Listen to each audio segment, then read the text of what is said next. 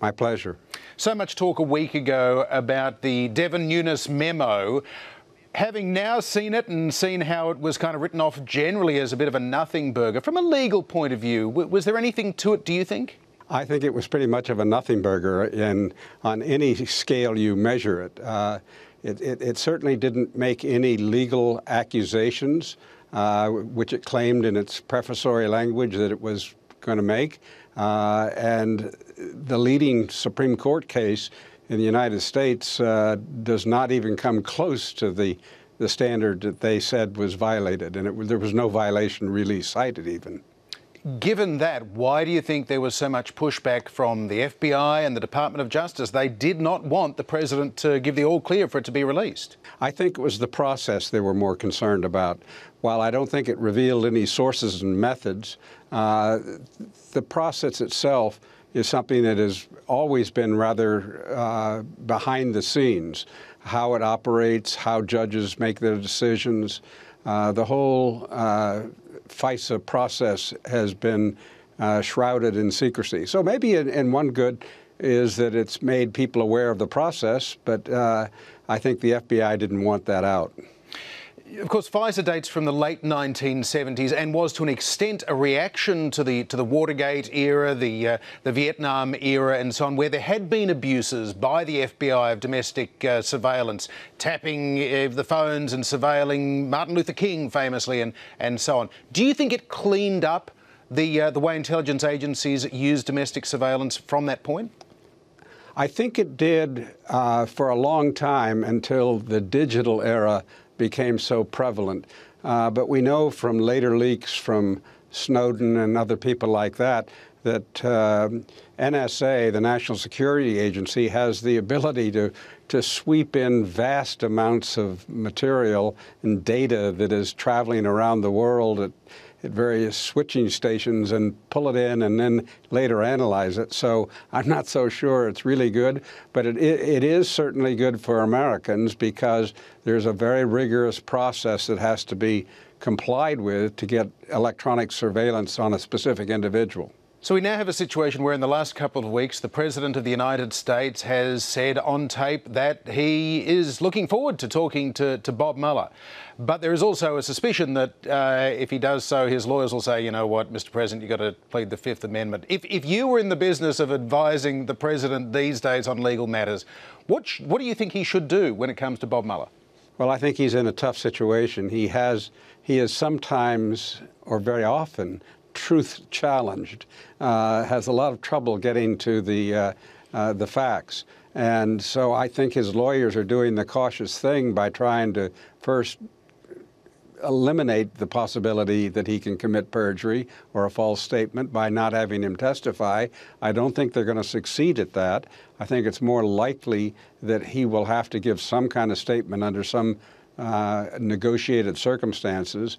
But I think the upper hand belongs to the special counsel in this instance because I think ultimately, while it might take a year, he could win in the Supreme Court and force the testimony.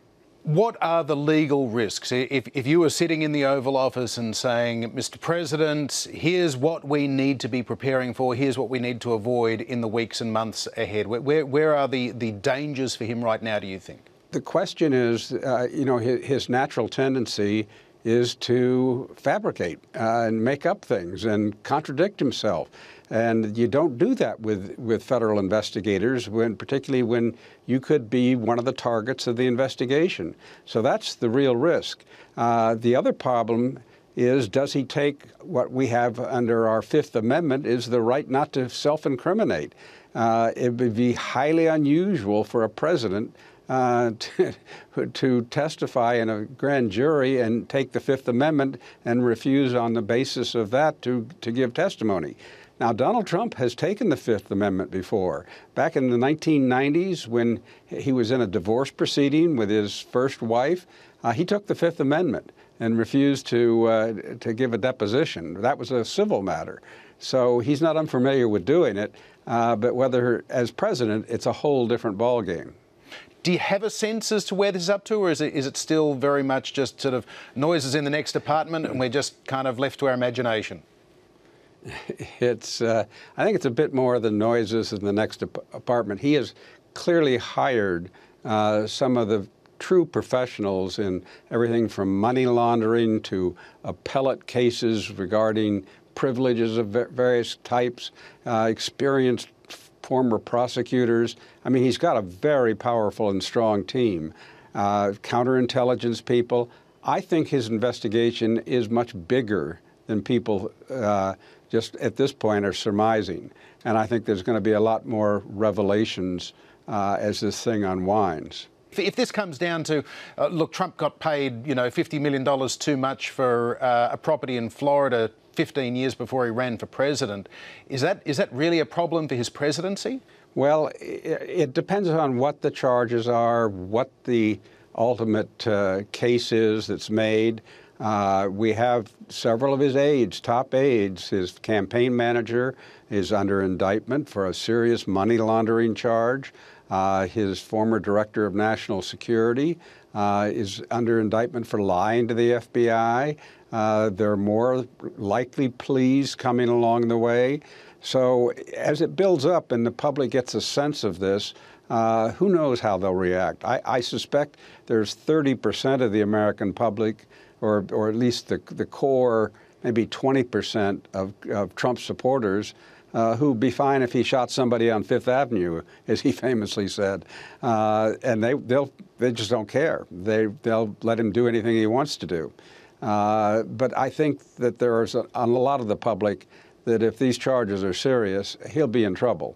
And if he loses control of the Congress, the Republicans lose control of the Congress in 2018, I think impeachment proceedings will start and the process to remove him from office will begin. On that question, of course, if we were to see a Democrat House take over and even a majority in the Senate, that bar is so high for conviction in the Senate, 66 votes.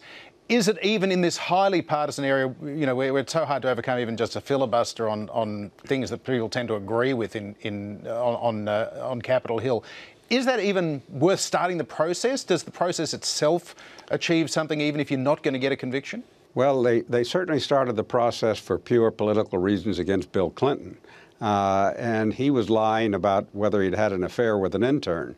And they thought that was basically an impeachable offense. It was the perjury charge during a civil deposition and the obstruction of justice during a civil deposition, which is very unusual to bring that to the level of impeachment. Yet there was a straight party vote, and Republicans voted to impeach him and send it to the Senate. The Senate did not convict, however. And you're right, it is a very high bar in the Senate. And we'll have to, again, see what the case is. And if it really causes jeopardy for government, I think the Senate will do the right thing. If it's purely political, the House might vote it out, but the Senate won't convict. Well, John Dean, always good to talk to you. Thank you so much for your time. Thank you, John.